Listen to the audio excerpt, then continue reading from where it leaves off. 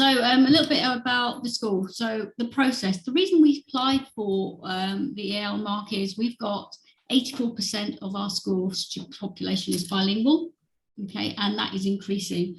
And we just wanted to audit our provisions. So one of the things that we did was when we applied for the EAL mark, I got Graham to come in to do a consultancy visit where he visited quite a few lessons. He also spoke to lead teachers and teachers. So we could gather information from all these different participants to find out what is working and what isn't, because we wanted to develop our provisions even further. And that included talking to students as well. And then following from that, I created an action plan because I'm also part of the senior management team. So I have an overview of I don't just line manage SEM because I'm a Senko, but I also line manage EAL at the same time. So one of the things I did, and then shared with SLT was an action plan following on from the visit. And one of the things we actually did look at is to get Claire to come in to do training with whole school training on EAL. A lot of our teachers were very concerned that we had a lot of students coming in-year students who came in with no English whatsoever, and they were very concerned about how they could support students in the classroom. So that kind of then followed on from what we did. So our largest ethnic group is Asian British, sorry, my screen's gone that side, so I have to read from there, and Black, British, and African and Asian. But what I was saying to Graham was we've seen a change in the number of students that are coming into school. So before, our highest population was Somali speakers, but now what we found, and I don't know if that's to do with Brexit or not, is that we've got a lot of Goan students coming into the school. And also we've got a lot of refugees that have come from Afghanistan as well. We have 39 languages spoken in the school, and we have the highest deprivation factor. So we live in Southall Green. So many of our families come from where, in terms of employment, there are a lot of people that are not employed, or in terms of being able to access some of the facilities or in the community, they find that quite difficult. So we support our parents in that area as well. So despite the fact that we have 84% EAL students in the school, our attainment continues to be good. And I'm just going to bring that up for you there. So in 2021, our GCSE attainment score was high, in the top 30% in England, and our progress rate was in the first top 16%. And our progress rate for this year, again, has remained as it was, plus 80. And then obviously you can see the rest of the information. Now, one of the things I wanted to talk to you about was our pastoral care. So as I was saying earlier on, we have a lot of students who come into school and they've traveled, they've seen some horrific things, so a lot of trauma. So they've traveled through different countries to get to us. And we have a lot of children in our school who have either come with one parent or unaccompanied minors. So therefore, it's very important that our pastoral system supports these students. And so therefore, in our pastoral system, each head of year, in each year group, we have a head of year and a deputy head of year. Attached to that year group also, we have our learning mentors, and we also have our teaching assistants as well. So one of the things that we do, we have a flow chart, which I've just put up there, is that as soon as we know that students are coming in, our administrators will alert our heads of year, because it's really important that the students see the person that they're going to see on a daily basis in the playground or around the school. And what they do is they interview not just a parent, but also students together, and they collate all that information about their background. Not all of our students come straight into the school. Sometimes they go to other schools, and then they slowly, on our waiting list, filter back into our school as well. So we have an induction, we have 2 induction programs. So one of the ones that when Graham came, he spoke to us about that, and he was saying, well, apart from your EAL induction, what is your pastoral induction like? So we kind of looked at what we had in place, and we just adapted a little bit. So what we've ensured now is that when the students come in, not only are they greeted with the head of year, the head of year will go through all the information with them. So they will take them around a tour of the school. They'll take them to, Parent Pay. How do you use Parent Pay? How do you access Google Classroom? The parents are also shown how to, because obviously we've gone we use parent pay, so my brain's gone there. We use parent pay so they know how to access and top up the money as well. One of the other things we do is that the heads of year liaise with the tutors, and we have 2 buddies. Originally we only had 1, but we now have 2 buddies. So what we do is we try to buddy up a student with one that speaks the same language, and also another buddy that will model English, spoken English, to the students as well. And that the students will follow those buddies around the school, and also they will feed back to the heads of year. So the heads of year will try, it's not only speak to the child, but also to their buddy to see how they're getting on, and if there are any concerns. What we also do is our pastoral leads are also teachers as well, and so are our support staff, and they're bilingual. So therefore, if students are struggling, they will speak to them in their mother tongue, or they will ask, we also have a translator. So one of the things that we do have an issue with is we have a lot of students that come from Afghanistan, but we don't have any staff on, any member of staff on our team that speaks Farsi or Pashto. So what we've done recently is we've brought it into a platform which will translate. So before the parents come, what we'll try to do is to find out if they need a translator, and then we will use the translation service as well.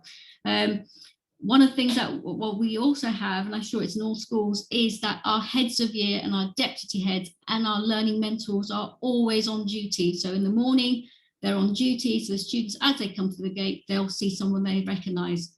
At break time, lunchtime, and after school, they're on duty. So in a way, what our pastoral team does is that they nurture the students. They're the first point of contact besides the tutor. And what will also happen is our heads of year, as in any school, will see that year group through.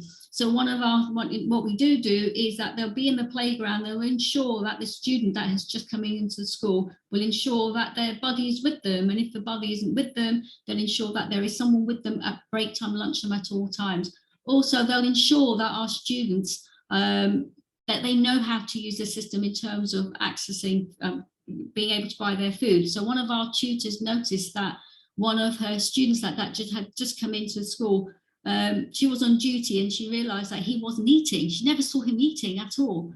So what she then did is she spoke to the head of year, and then when we actually looked into his account, we saw that that he wasn't having lunch. So that was a big concern for us. So then we contacted parents. We tried to find out why he wasn't having food, but he was. It's just we found out that his friends were sharing food with him or buying food. So when we found out that he wasn't quite sure how to purchase food, we showed him how to do that.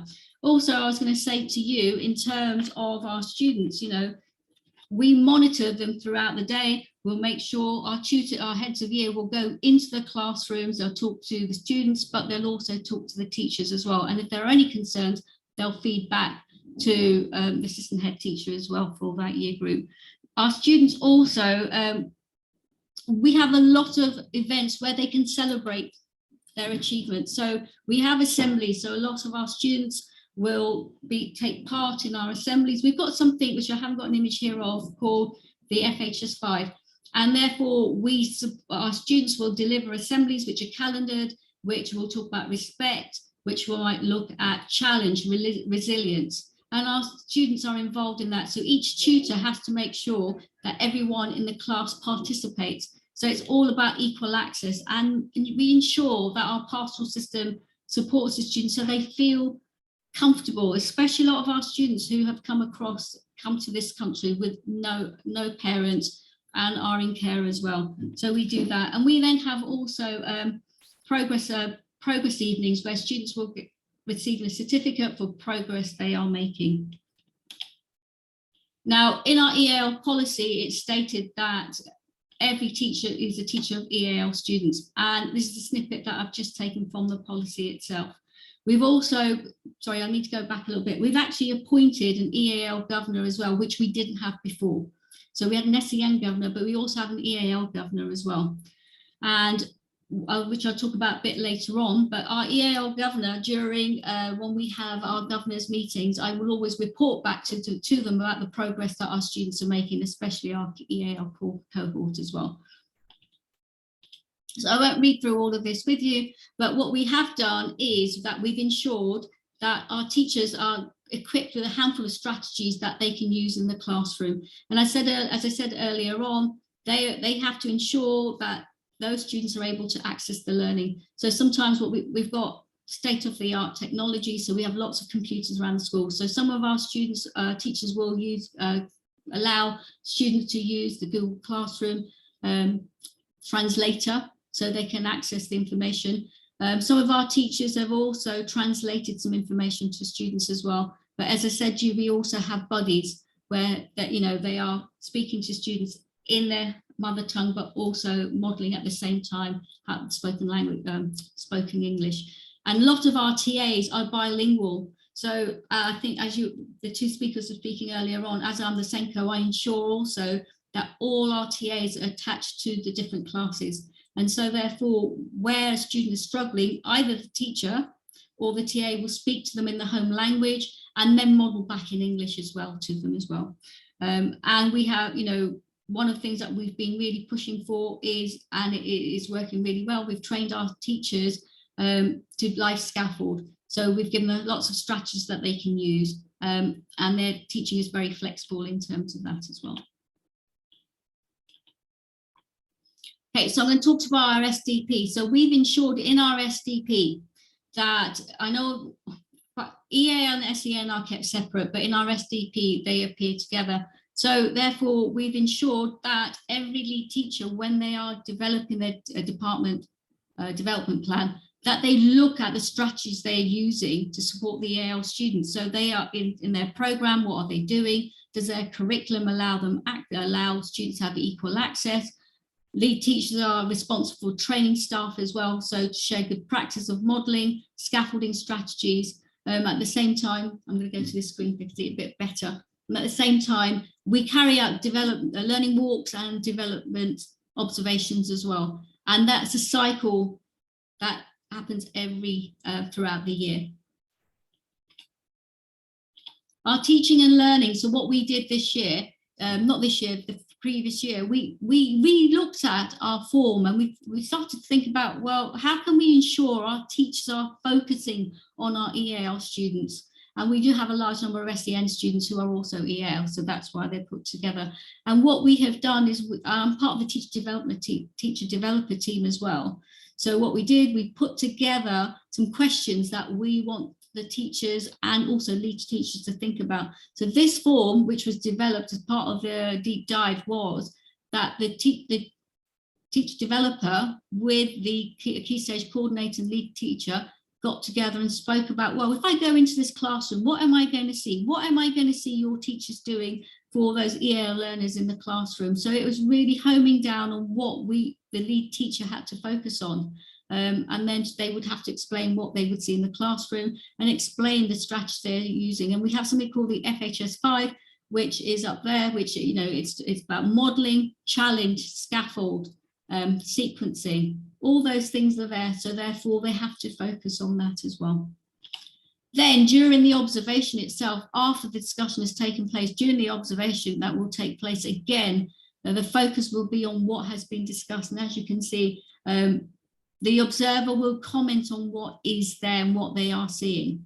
Now, it may be the case that when they have to come up with a priority, when the lead teacher collates all that information from the observations, they may identify the fact that they need to look at, as a department as a whole, strategies that they are going to use to support their EAL learners. So this is continuous. We continuously review our teaching and learning policy to ensure that our EAL learners are always focused on, and therefore they are the responsibility of the classroom teacher and not the responsibility of the EAL coordinator. What I forgot to mention is that we do have an EAL coordinator. We're lucky this year, she's only teaching EAL students, so we do have an induction program. But what we do ensure is that it's a 6 weeks induction program. We then monitor our students, see what progress they're making. They do not come out the same lesson as like the other two schools. All the teaching of our EAL students is through wave 1 teaching. So therefore, teachers need to adapt their lesson to ensure that the student can have equal access as well. So what we also do, and this is as I talked about this, as I come back to this. So one of the things that we do in terms of our tracking. So this is an example from our year 11. So our data, AHT in charge of data, what he will do, he will collate all the information about students. And you'll see just here at the top, we've actually now added columns for EAL Band A, B and C students. And the reason we've done this is we've ensured that our teachers on their spreadsheet know that who are these students. And there is an EAL register where the coordinator has given some information about the students and strategies that can be employed to support the students in the classroom. And as the students come in, she also creates profiles that the teachers have to look at. So this is presented to SLT, and then what happens is that the SLT in charge of the specific departments will have those discussions, with their lead teachers, homing in on the information and then looking at, obviously this one's a good one where there's lots of green, so students are making a lot of progress. But where there are concerns, they will start talking about, well, who are these students? Why are they underachieving? And what are you doing to support the students to make progress? And these booklets are created for year 9, 10 and 11, 12 and 13, and they're after every data drop. So that's 3 times in a year. The lead teachers then what they have to do is to drill down even further, and they will have discussions with their teachers, and they will want to know, right, they will identify students in their classroom that are not making progress, and they'll have discussions with the teachers as to why are they not making progress, what strategies are you using to support those students. And so therefore they have to write detailed reports for the head teacher. From that, the head teacher will then meet with the lead teachers to discuss the progress students are making, and in this case they will have to talk about the progress our EAL SEN students are making, and then what are the next step forward to ensure that they start making progress.